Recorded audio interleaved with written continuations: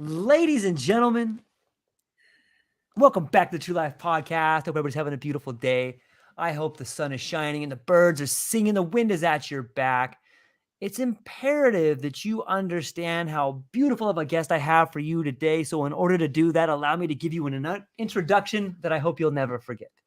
It is a privilege to introduce to you a truly remarkable individual who embodies the fusion of creativity, advocacy, and a profound commitment to positive change in the world of health and well-being. I would like everyone to meet Lidia Hall, the visionary founder and CEO of Resolute Ready. Her journey is a tapestry woven with threads of education, performing arts, and a relentless drive to empower individuals and create transformative shifts in the realms she touches. Her experience as an educator and project manager within the performing arts community has equipped her with a unique set of skills, allowing her to navigate complex projects with grace and precision. However, Lydia's journey transcends the stage and the boardroom. In 2010, she received a heartfelt invitation from the late Jean Zwodeski, former Minister of Indigenous Affairs, to participate in an international symposium on Aboriginal economic development strategies in Banff, Canada. This pivotal moment ignited Lydia's passion for positive change and opened doors to diverse cultural organizations. Throughout her career, Lydia has championed change, particularly in the field of education, where her passion for social inclusion has left a lasting imprint on humanity. But it doesn't stop there. Lydia's personal life experience have led her to advocate tirelessly for veterans and their families, notably through her involvement in the Royal Commission into Veterans Suicide. What sets Lydia apart is her indomitable spirit and her ability to harness her creative energy and wisdom as a force of empowerment. She not only builds teams and navigates challenging situations with grace, but also inspires individuals to explore new ideas and achieve beyond their expectations. Her acting career has honed her gift of creative communication, making her a motivational and inspirational figure. Ladies and gentlemen, Lidia Hall. She is more than an advocate. She's a catalyst for positive change in the realms of health and well-being. Her unwavering commitment, vivacious energy, and deep-rooted empathy make her a force to be reckoned with. And I think after hearing our conversation today, everyone will want to be spending some more time with you. Thank you for being here today with me. Oh, thank you so much. This is such an honor.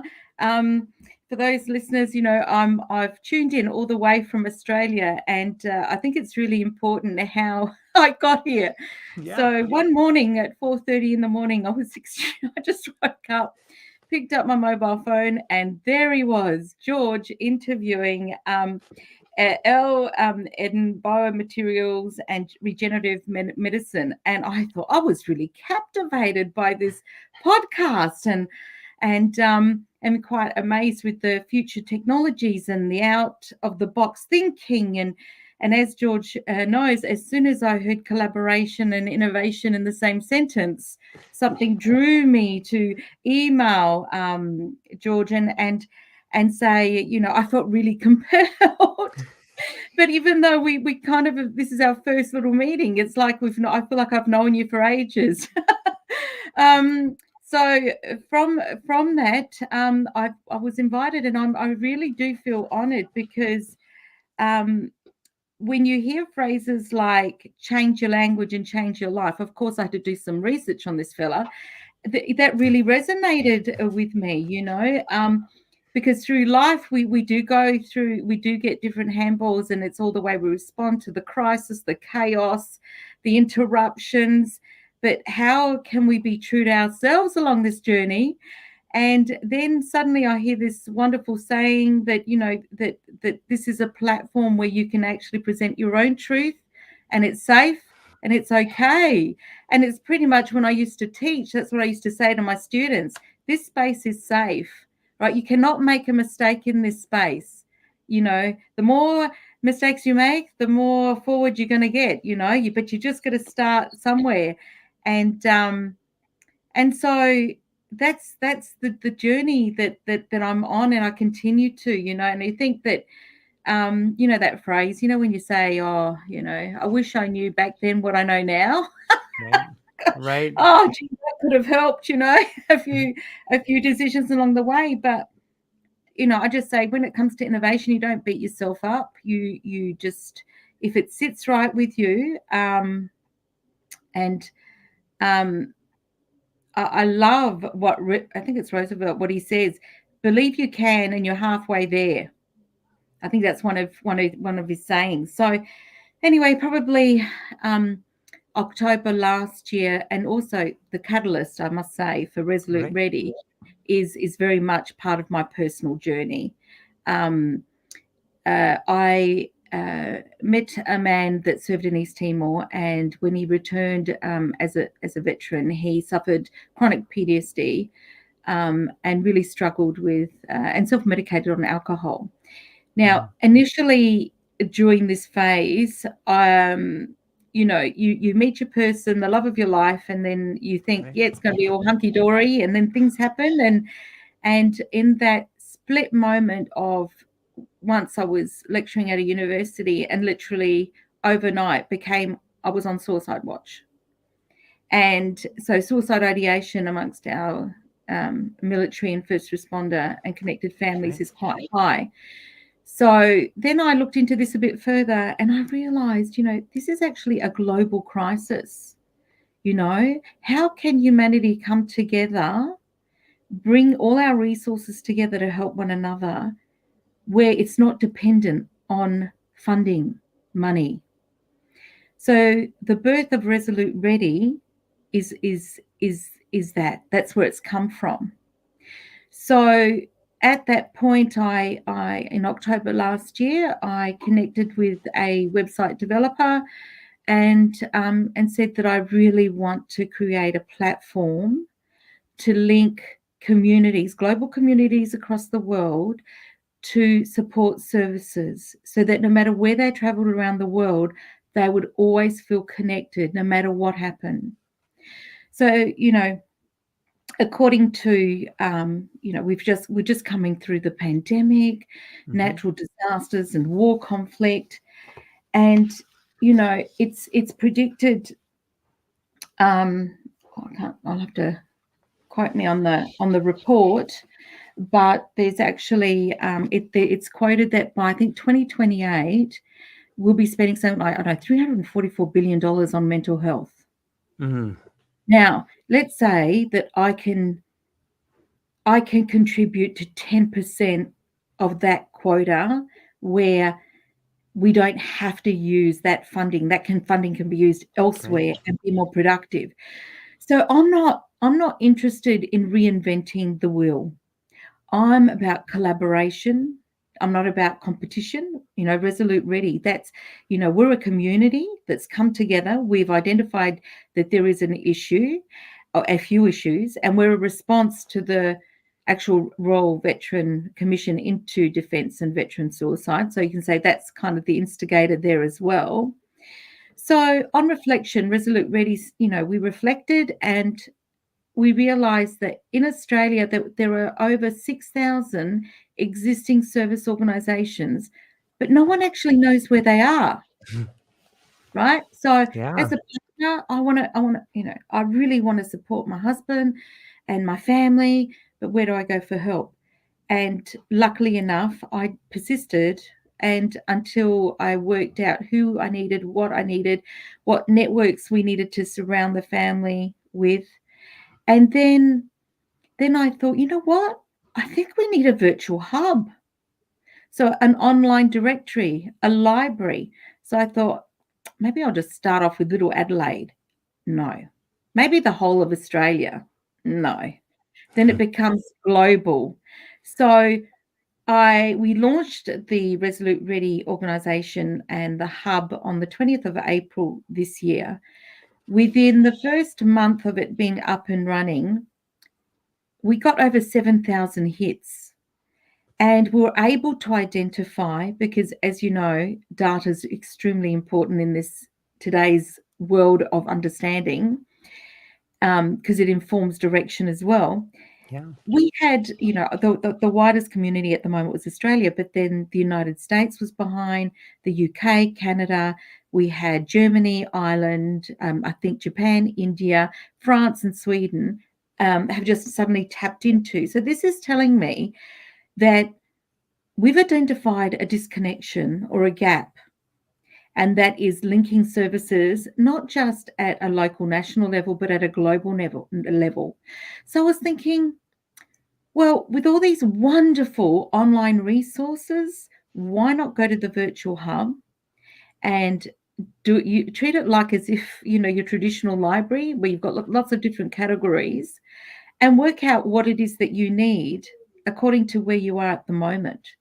So my question is, what does one need to live a well-lived life? And what happens when certain components don't exist? And how does the family fall apart and relationships end up being broken? What is it that we can do to restore that? So our mission, Resolute Ready, the first thing is to stop the intergenerational impact of service trauma. We know children get impacted. Yeah. The next thing is the whole thing about restoring relationship. If we got early intervention and we got services and programs and support to these families at a global level a lot earlier, I truly believe it will reduce the impact of the trauma. I know in my family, I tell you what, I reckon if we could put Lydia's tears, we'd call it not the Nile River, it would be Lydia's river, and it'd go for a very long time, because you know what it's like when you get to that point where you're experiencing despair and you don't know where to go, and you feel like you're hitting your head against the wall, and nothing is making sense except you've been told you're the crazy one. It's just so that determination to problem solve and to once again navigate the web of crisis, what preventions can we put in place before the crisis happens? What supports are there at crisis, and what supports are there in recovery? So so there's a lot that Resolute Ready is doing. Let me back it up a little bit and start with, like, let's say that I am here in Hawaii and I'm having some issues dealing with some trauma in my life. Okay. I reach out to Resolute Ready. Like, what do I see when I go onto the screen? Is there like a menu that talks about if I want to talk to a counselor, can I contact you? Or like, is there a directory of services? What do I see as some individual who may be in a form of crisis? Like, what do I see when I look at that screen? Well, as you can see, this is a project in progress. We've just launched in April. So there are a couple of really important functions. The first one is that it is going to be, the legacy is a really comprehensive directory of support services. The second function is that if you work in this space and you offer support programs and other services, or an organisation that can contribute to enhancing the quality of life of humanity, you can go and actually submit your service. I don't have the funds. I'm thinking about sustainability. That's why I've had to be a little bit innovative. I cannot afford 300 virtual assistants. But what I can do is create a pro forma that will go in, to the globe worldwide, and anyone can submit their service. Then obviously it comes to our team where it'll get vetted, because we're very protective of this community. And also there's the opportunity to give feedback. And this is really important when, if we're going to government, because we know government's quite conservative as far as funding and who they give their funds to. But if I've got data that can inform and say, go to your Hawaii government dignitaries and say, look, in a few years' time, I can actually let you know which services are actually being used and utilized and where the gaps are. So let's not reinvent the wheel. Let's not waste any more funding where it shouldn't be, wasted. We've got so many, intellectual, creative, innovative minds in this world. And this is a platform, if we can come together and just share the knowledge, and now with technology, we can access it a lot quicker. I think that it's really important that you also are aware that we do have a crisis helpline. We're Resolute Ready. We're not medical professionals. It's more, I love it because the couple of Marine Corps from the US, they say, oh, it's like a switchboard. It just leads you to the right department, right? So ideally down the track, I would love all government bodies and agencies, whether it's, any organization that works in the veteran affairs space or first responder space, or whether you're a medical health provider, to come on board. But the beauty that as I'm developing this, I'm thinking, oh, there's a space for research. So then I've got like the University of New South Wales, Dr. Dr. Margaret Rogers, and she's done a fair bit of work in the education space. And then I've got, here in South Australia, we've got Mesha that really focuses on veterans and first responders and families. And then we've got all the wonderful work that's coming out of Canada. And then suddenly, in tapping into the global network, I have a wonderful meeting with a lovely gentleman by the name of Dr. Daniel Perkins from the University of Pennsylvania, who produced this paper identifying what one needs to transition into a civilian life per se, so that you can lead and live a quality life.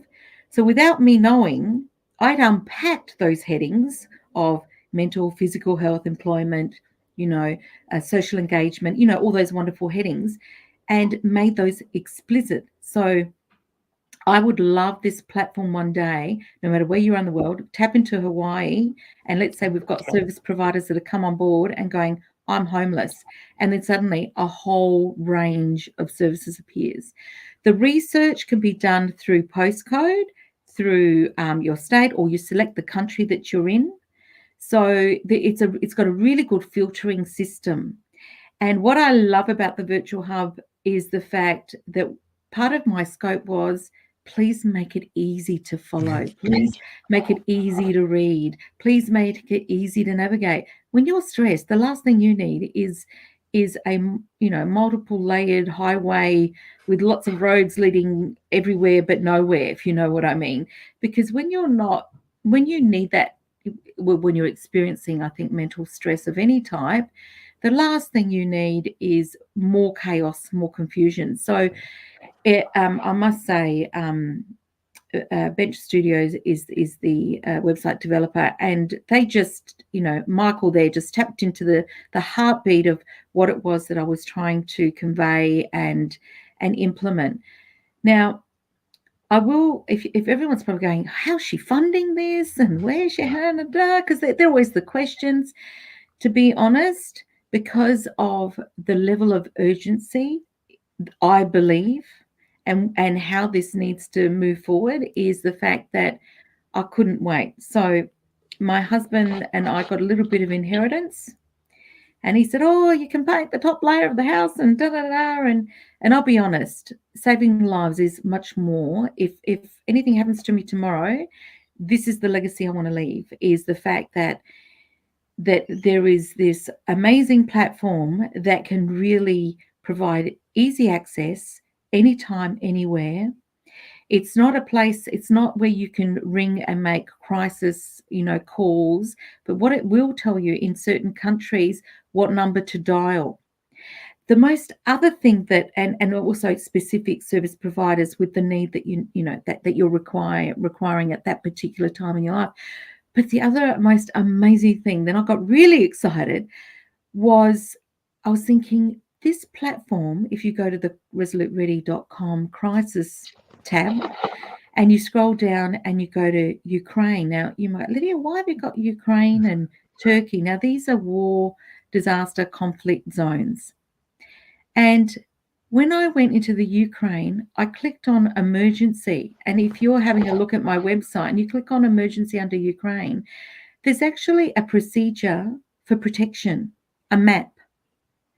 So I thought, wow, Resolute Ready could also be almost like a national security platform of first responders sending me a link going, right, this has just happened in Hawaii. We've just had some floods, or we've just had some really bad weather. This is the map for those communities where to go. And I can just quickly, with a click of a button, put it up there straight away. So what this is doing, Resolute Ready, it's actually centralizing the information to one place, to one spot. And this excites me, the fact that I know that it's working because of the engagement that we're receiving.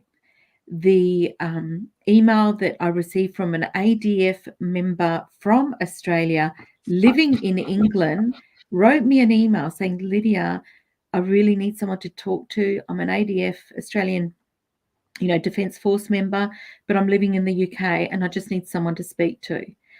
No problem. Go out to my community, global network, found him a service provider within the UK.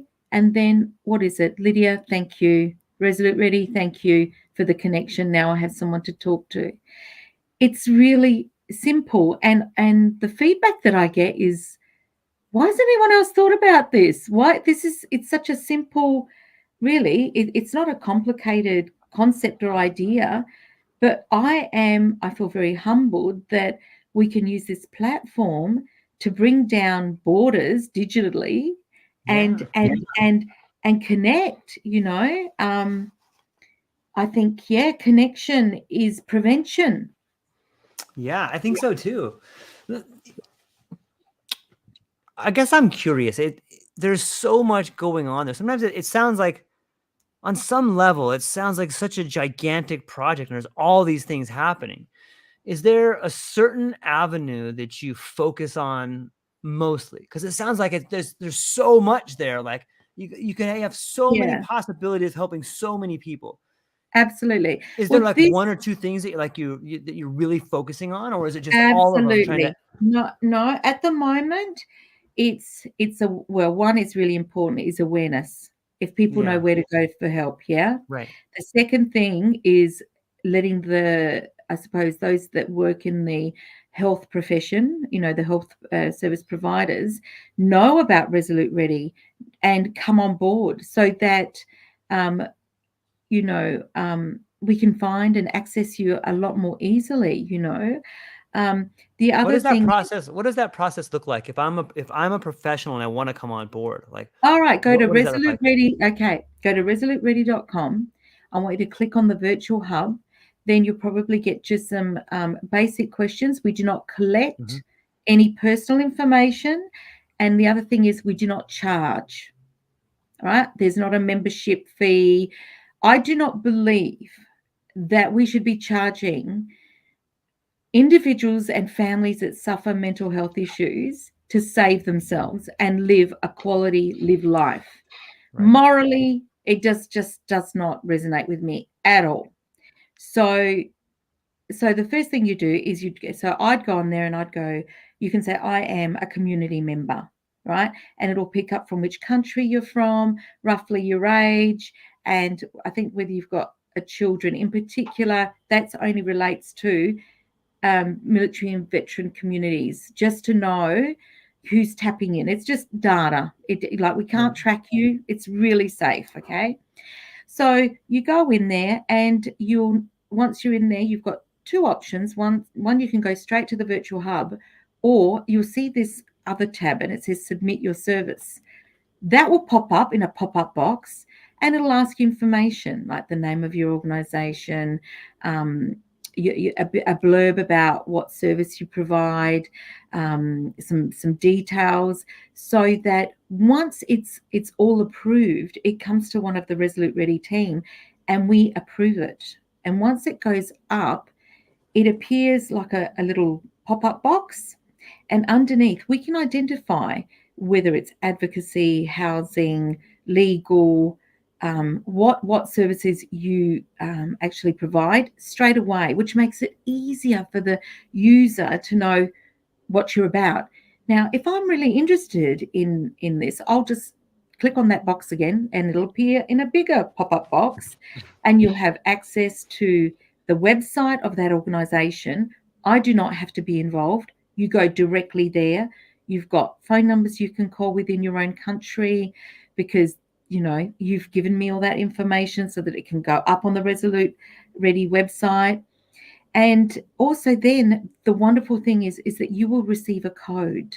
When you receive that code, you are in total control of the content that you're actually producing on this free marketing promotional space.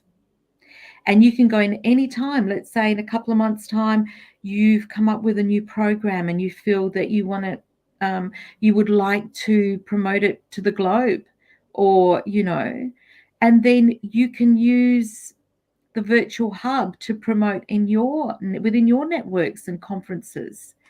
And so gradually, already from April to now, we've already increased in networks. So it's really just about saying to the globe, worldwide, come on this adventure, be part of the healing journey. Let's see if together we can reduce the impact of global suicide through connection, right? I know in the US, you guys have got some wonderful programs online that don't cost anything. It's really valuable information. Why not share it with other countries around the world so that we can collaborate, share the knowledge, be resourceful with our funding? To me, this excites me. And I just really hope that everyone can become as passionate as I am and say that, you know, we need to value people. We need to value children. We need to value lives. This is about valuing one's life. And I will fight for someone who needs to be saved in any way. By I can't, exactly what you said. I can't do everything. So the focus is the awareness, Mm-hmm. bringing countries around the world, to make them aware of the Resolute Ready Virtual Hub, making sure they know how to come on board and to seek, in a collective, collaborative way, what an amazing difference we can make. And it's not Yeah. going to cost anyone anything. Yeah, it's so amazing to think that just a few clicks of a button could potentially help save someone's life. And Yeah. I bet you, I'm willing to bet most people listening to this have at least known somebody who has had a family member who tried to commit suicide or did commit suicide, or some of us have had friends in the military, or you read about it in the paper all the time. And if when someone takes their own life, they may be gone, but they leave a trail of tears behind. And they Oh, leave this legacy of so much pain behind, and it can be overwhelming. It's a beautiful thing to think that there's people out there going out of their way to set something up to stop that from happening. I mean, is there you've shared a little bit about your personal life and having that sort of experience. Are there some other experiences you have learned about since setting up this particular organization? um, yeah. Look, one, as an innovator, I've got this line of, I know what my core business is. Mm-hmm. Not that this is a business per se, but it's like, but our core business is to save lives. So when I enter a meeting or I enter a discussion, if I can see that we're aligned, absolutely, let's collaborate. But if I can see that the heartbeat isn't we're not aligned, then it's okay as an innovator to go, I thank you so much, but I just think that we just are too different in some ways, in some areas. But at the same time, I hope we can collaborate to, you know, to promote the goodness of humanity. Yeah. Yeah. So from that, and I suppose, when you are innovating, you're actually entering a realm or an arena of the unknown, right? So quite a few times I'd be going, I think I'll just have to go with the flow with this one, right? Right. I don't really know. I've got this wonderful idea, but how it'll be received, I'm not sure. Like, I never, honestly, envisaged me having a discussion with you today. This Right. was just a little idea in October in 2020, 2022, and here we are. So I think you've just got to keep moving forward, one foot in front, and you just don't give up. And we say at Resolute Ready that saying no is not an option, saying yes to life is. And if you get stuck, you problem solve until you knock on enough doors until you get the answer that you're looking for. Even if you're in a position where it is so chaotic and you can't see through the darkness or the despair, trust me, the storm will pass.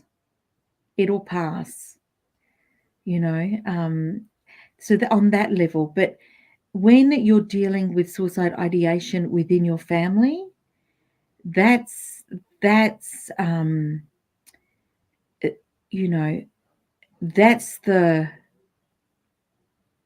moment that life breathes in you. You do not give up for your loved ones, no matter what. And it's that perseverance and determination, like I was saying before, just to keep knocking on those doors till you get the answer that you're looking for. Now, just remember that, through my experience in doing this work, is that we all respond to trauma in a different way. Not all programs, it's not, one particular program or therapy suits everybody. So I've done therapeutic, I've had to, engage with a psychologist and get a better understanding about PTSD, service trauma, understand. I don't understand. We went into the restaurant and he sits with his back towards the wall. Why does he do that? Right? Why does he react to loud sounds? Right? Why does he feel like he needs to know the entrances and exits of wherever we go? Right? You know, what's the cause of the nightmares? What's happening there? And how does certain medications impact the part of the mind that's meant to be rational if you're not operating from that part of your mind, or that part of your brain, and how does the brain operate, and what's happening to what's that little thing called, the amygdala? Mm-hmm. Yeah. What is it in the, is everything, are all the neurotransmitters in the right spot? Is it all doing the right thing? And then you've got this other whole another bag of worms that you've got to unfold, and that's called communication. Like, how we know that the way we communicate with each other, everyone can hear it, but their interpretation of it can be totally different. So then I've had to, really emphasize paraphrasing back, so to avoid arguments or identify triggers so that we wouldn't argue. It's all the groundwork that takes time, and you need compassion, you need understanding, even when you're going through the chaos. I don't know if that's making sense to your listeners, but Yeah. I think the key thing is just not to give up. Yeah, I think so too. It's interesting to hear the way in which, I can hear like the passion in your voice, and you can tell that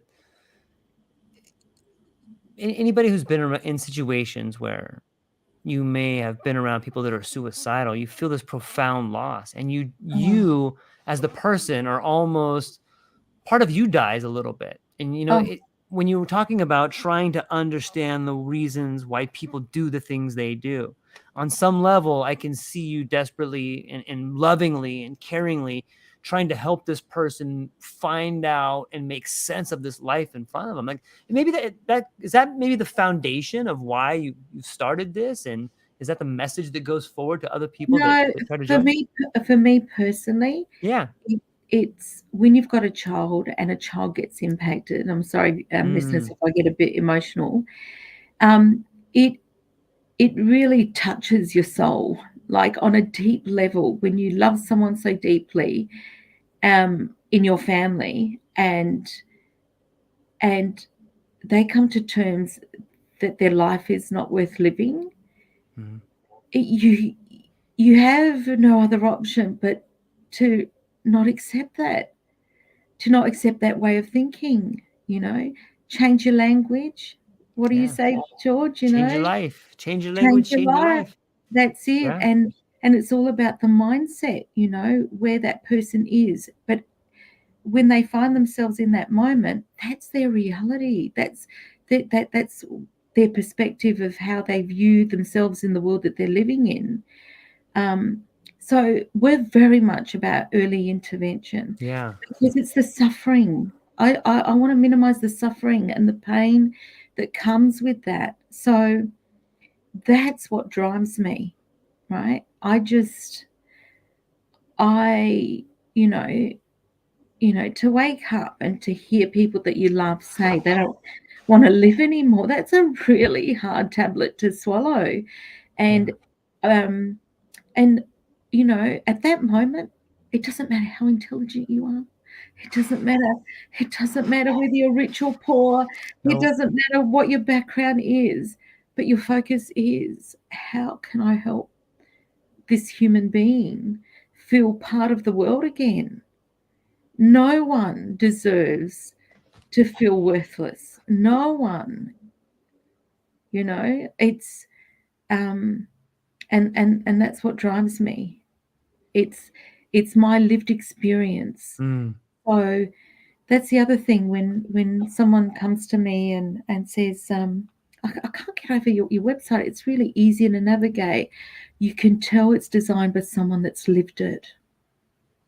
That's a lot of the feedback that I get. You can tell that it's someone that's got, or a group of people as well. I've got to incorporate the Resolute team. They're phenomenal. They're amazing.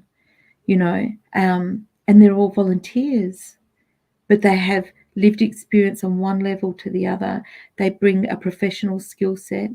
I'll never turn anyone away that wants to be, a Resolute Ready community engagement liaison for their country, for their state.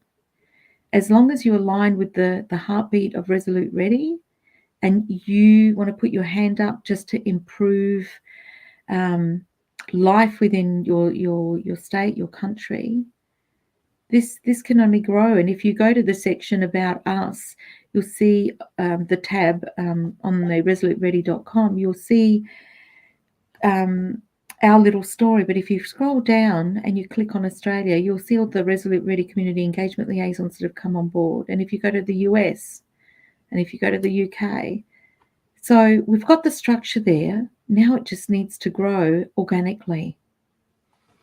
Yeah, it seems that when real people get involved to help other people, that's when the healing begins. I know that it's very difficult to do things without funding, and there's so many great communities out there that go out of their way to collect and do stuff for people. But there's a real difference when it's organic and people help people. It seems like that there's almost more love involved when it's that way, when it's just people volunteering or getting together and doing the right thing instead of doing things right. People Yeah. tend to learn and live and feel more. You know that feeling when, you feel like, oh, I just want to catch up with someone today. And so you organize your coffee date or the walk with the dogs with a mate, or Yeah. just so for that connection. And then you realize that that's what it's all about. It's about connection. Like that little, pick up the phone, make the phone call. Don't be, and sometimes, have you ever been in a position where you actually don't feel it? Like you just want to stay in bed and you just want to put the sheets over your head and hide from the world, but change your language, change your life. My mind, I'll go, Lydia, I know you're not feeling the love right now. I know you're exhausted. I know you've got things to do, but you've got to show up. And I think I learned that from one of the members of our Resolute team, Beverly. She'd always say, really important to show up. That's the first step. So make that phone call, ring a friend, get the courage. Even if your mind is opposing it, fight that with all your might. Fight the thoughts. And if you can't, do something active. Pick up the phone. Do something. Say, right, I just need to go to bed. Right, okay, I just need to get into the shower. First step. That could even be your first early intervention.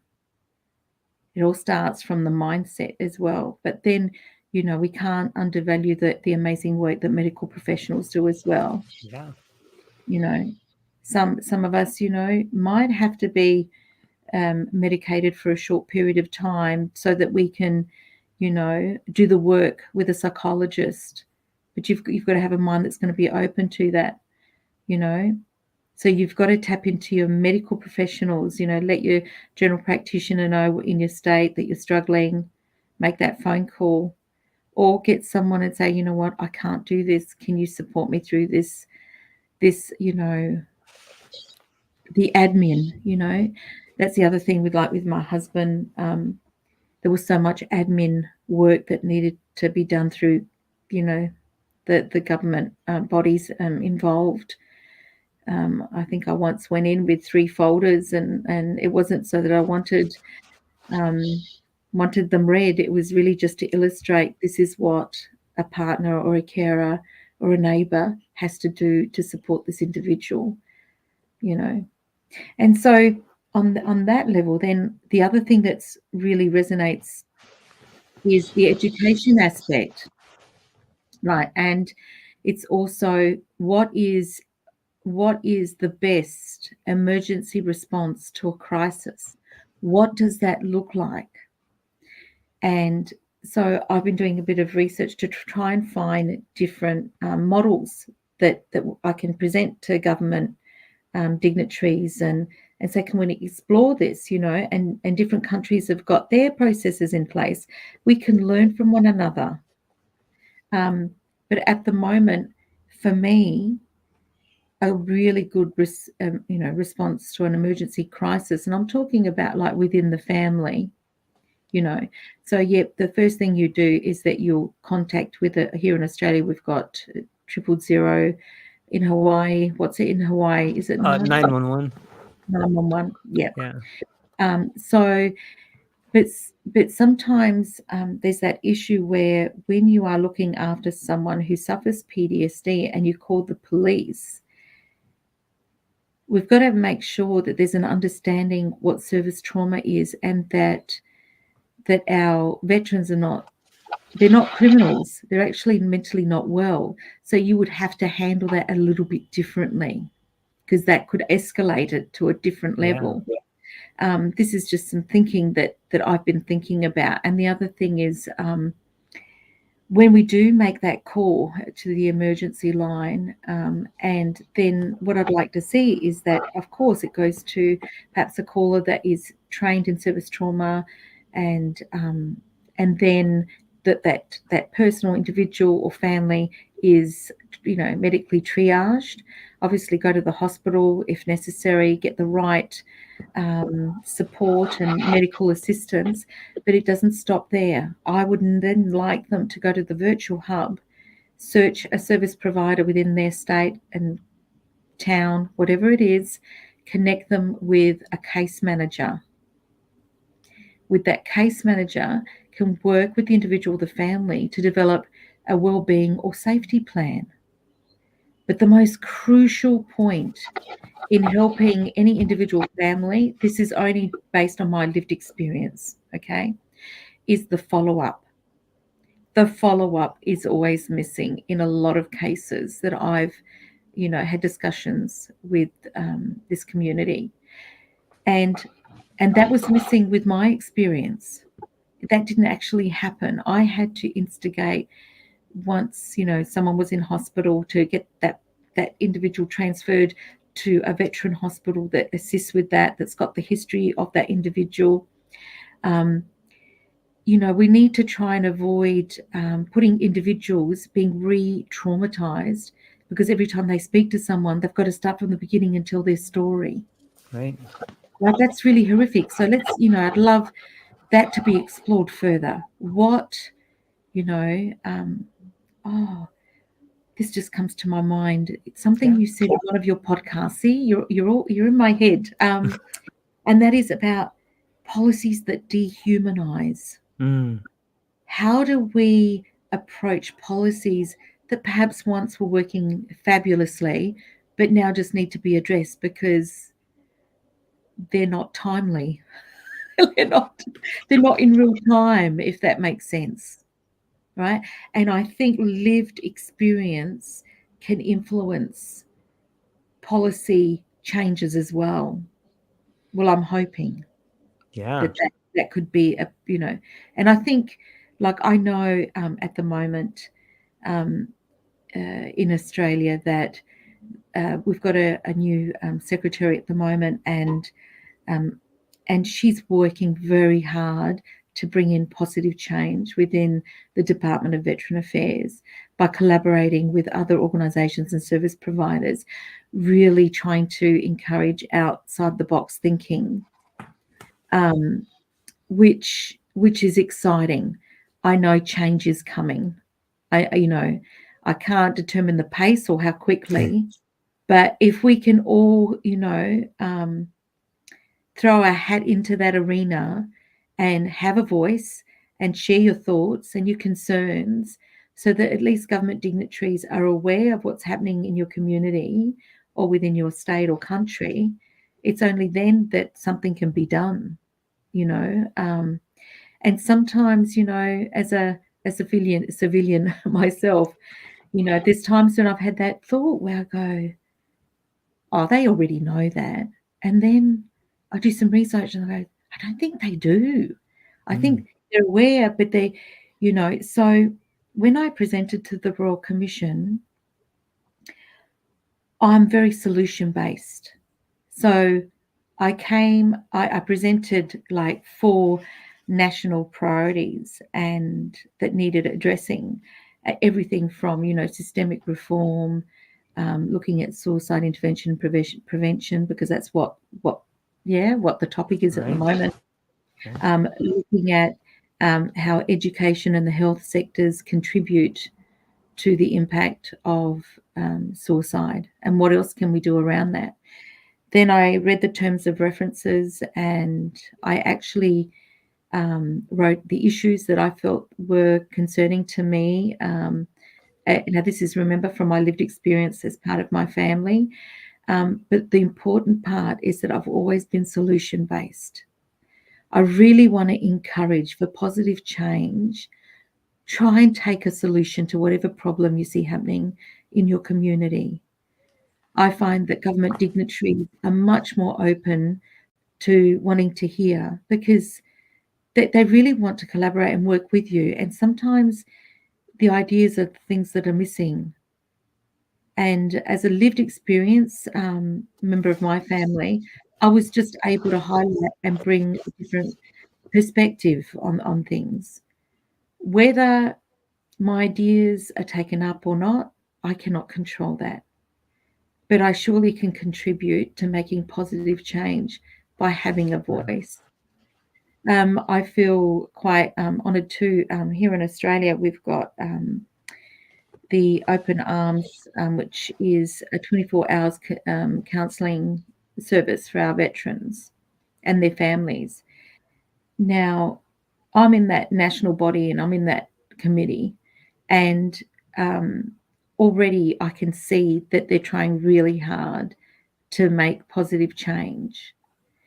The other factor that's really fascinating is sometimes at government level, we know they're making the changes, but it's how it's communicated to those on the ground. Sometimes it's happening, but we just want to be informed. If we know that change is coming, no matter how quick or how slow, it's not the pace, right? But let's get it right. Let's just get it right. Let's collaborate. Let's have a safe forum where, we can all contribute.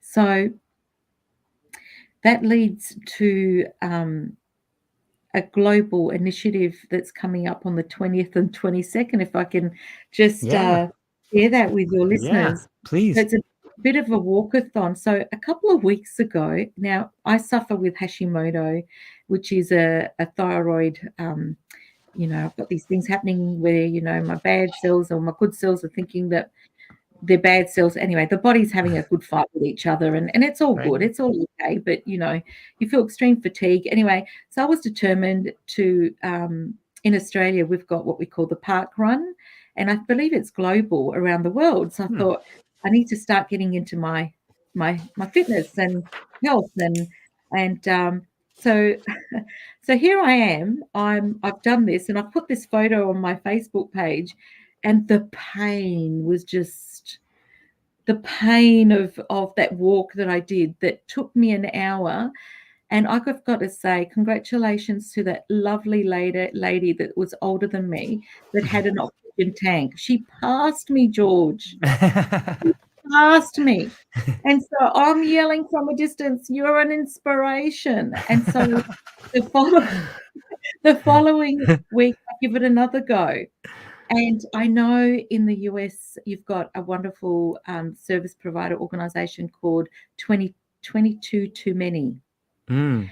And so our Resolute Ready community engagement liaison is in Chicago. And she just completed a run that morning for her military and first responders and dedicated for those that had passed death by suicide. And so I said, well, I'm going to do this, and I'm going to participate in a walk, and I'm going to hold everyone in my heart as I do this walk. And so Connie from Chicago gets on the phone, and I'm ringing her, and she literally stayed. It was a virtual walk, and she was my mentor from Chicago at 8 o'clock in the morning on a Saturday morning here in Adelaide, South Australia. And she's taking snapshots and going, "Oh, that's interesting, Australian habitat. What's that?" I said, "You're slowing me down."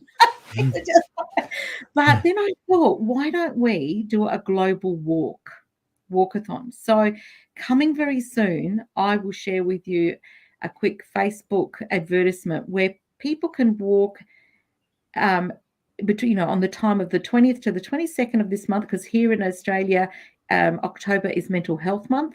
Mm-hmm. And we can liaise, and like maybe, you guys, wherever you are around the world, you can walk, you can, I don't know, go for a trek. I don't know if it's too cold over there, or, I think of it just some activity that'll bring you a bit of joy and friendship and family bonding, because that's what it's about, and another form of connection. So I'll keep you informed about that. Also, we've just released our merchandise because we've created merchandise, guys. Yep, just to help us. So if you want to grab a T-shirt and look, if you can't do it on the 20th to the 22nd of October, there's lots of different Saturdays that are coming on, or different times in the week. If you happen to get a Resolute Ready T-shirt, throw it on. Say you're from Hawaii, and you're walking for, or you just want to be part of improving quality of life in the global context, whatever you want to say, or whatever it feels in your heart while you're walking or while you're being proactive. And so it's about bringing people together too. I think it's really, really important.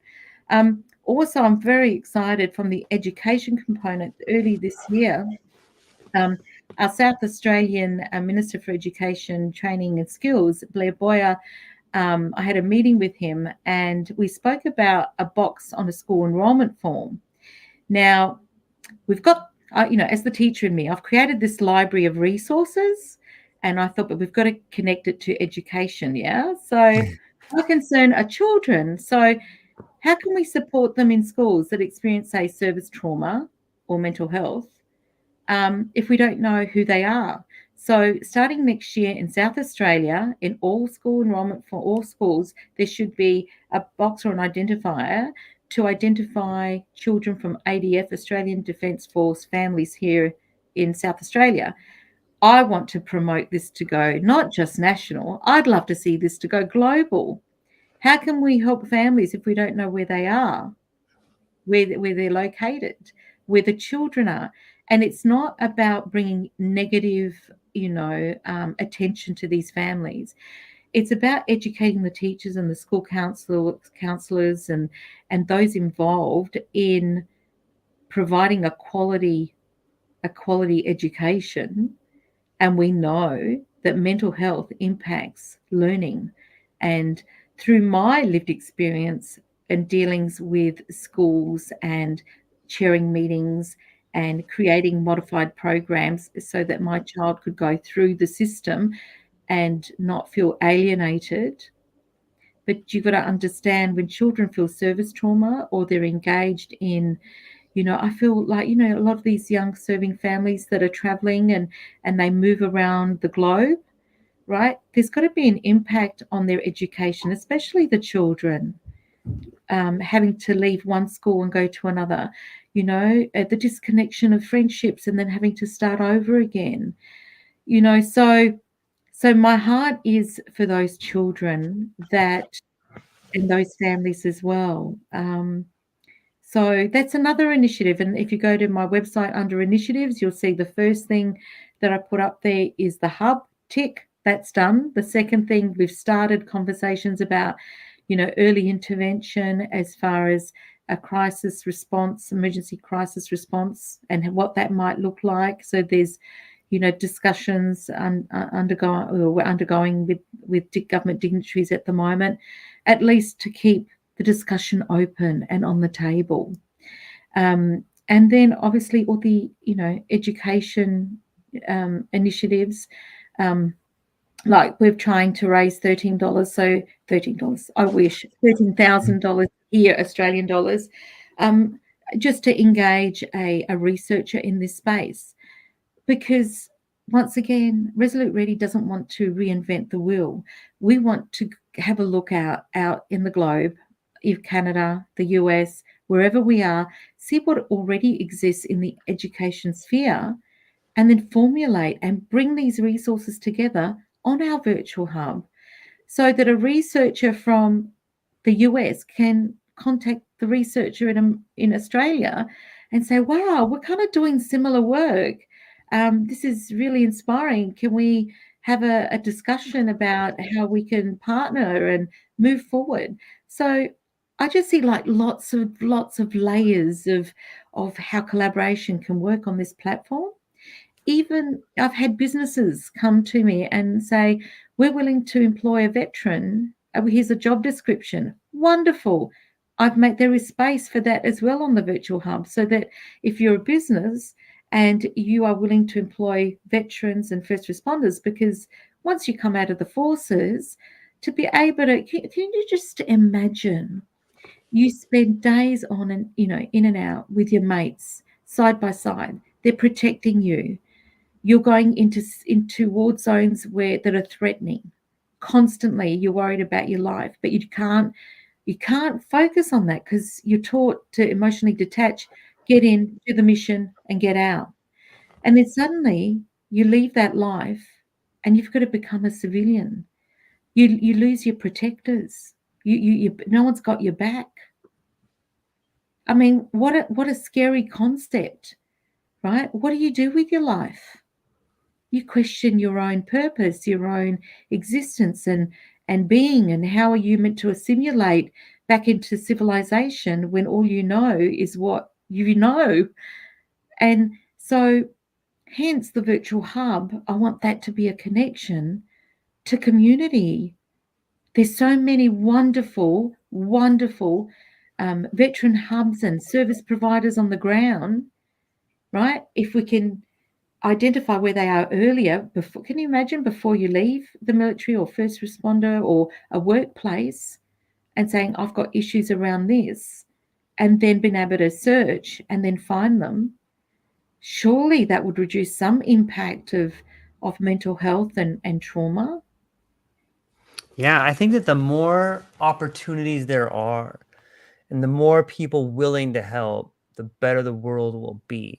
And I think Totally. Resolute Ready is a great place for people to go and search out, and it's free, and it's clear to me the open heart with which you're performing all of these amazing services it's a beautiful thing. And I think that if more people would be willing to sacrifice their time and their love to help out their loved ones, and we'd all live in a much better world. So, Lydia, Yeah, I'm well, so thankful for all of your time today, and it's an awesome conversation. coming up on this hour right here. I want to, before I let you go, where can people find you? What do you have coming up and what are you excited about? All right, I'm really excited. You go to resoluteready.com. You've got access to the virtual hub. Please put your service, submit it if you've got one and you think you can contribute to this message of collaboration and saving lives, really. The next thing is I would love to see this global walk. Like, I'd love to hear the stories on the ground. Can you imagine? I'm from Hawaii. I'm from Italy. Like, my firefighter from Italy, I speak Italian, so I contact him because, Lydia, we need help here too, Yeah. But imagine just being able to bring people together with a common cause of reducing global suicide. I think that's amazing. Just raising awareness, asking the right questions, but connection is the key, and then leading them to the support is the next step. So it's so I'm really excited. I can't wait. There's a couple of conferences too that I'm presenting at, and I think just I feel humbled if anyone wants to listen to me. Yeah. Beautiful um, message. yeah, and so look, I cannot thank you and your listeners for tapping in, and if you're still here, thank you. Yeah. It's amazing. um, I'm stoked to talk to you. I'm hopeful that people listening to this will now have another resource where they can not only reach out to but participate in. I think that's that's a giant it. step. Yeah, so resoluteready.com, one stop, one call, one life. That's it in a nutshell. And it's really it's really been an honor. Thank you so much for your time. I truly appreciate it. Yeah, me too. I'm really thankful, and like I said, I think we have a lot in common, and that's why we bond on so many levels. So, I well, know. hang on briefly. I'll talk to you briefly afterwards, but I'm gonna hang up with all our friends right here. All right. Ladies and gentlemen, thank you so much for hanging out with us today. Go to the show notes, check out Resolute Ready. If there's someone in your family who may need medical attention, you should be doing everything you can to seek out and find a professional that can help them. And for those of us that are out there struggling, just keep your head up and try to change your language, change your life. There's plenty of beautiful resources out there and people that care. And sometimes all you need is a smile. So think about that. Ladies and gentlemen, be kind. I hope you have a beautiful day. And that's all we got. Aloha.